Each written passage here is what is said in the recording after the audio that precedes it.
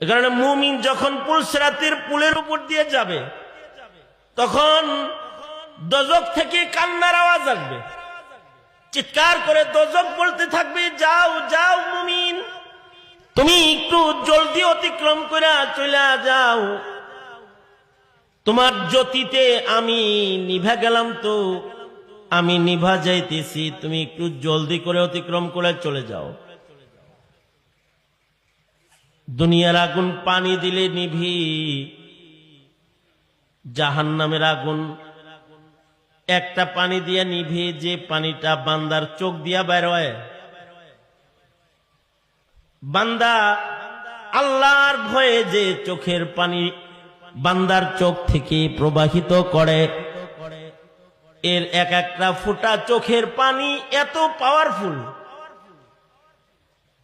ময়দানে মাহশারে বান্দার এই চোখের পানির দ্বারা দোজখকে দূরে নিভানো হবে, দোজখকে দূরে দেয়া হবে, দূরে ঠেলে দিবে।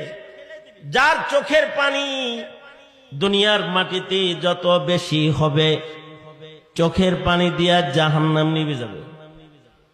চোখের পানি জাহান্নামে ছুঁড়ে মারলে জাহান্নামের আগুন নিভে যাবে। তাছাড়া এই দোজখের আগুন এটা ক্ষতিকারক আগুন, এটার কোনো উপকার নাই, ভয়ঙ্কর আগুন, এটা নিভার মতো আগুন নয়।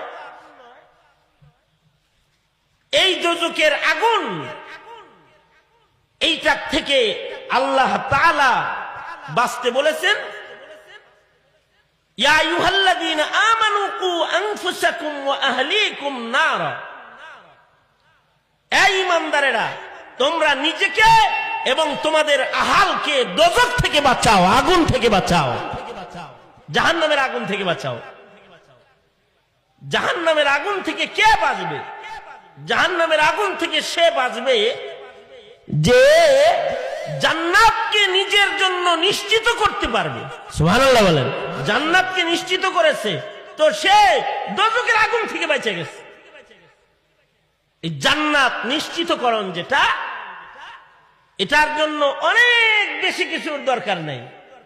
জান্নাত নিশ্চিত করতে আর দোজখের আগুন থেকে নিজেকে বাঁচাইতে মাত্র দুইটা জিনিস লাগবে। কয়টা জিনিস লাগবে জোরে বলেন, এই জোরে আওয়াজ করে বলেন, কয় জিনিস লাগবে? মাত্র দুই জিনিস লাগবে।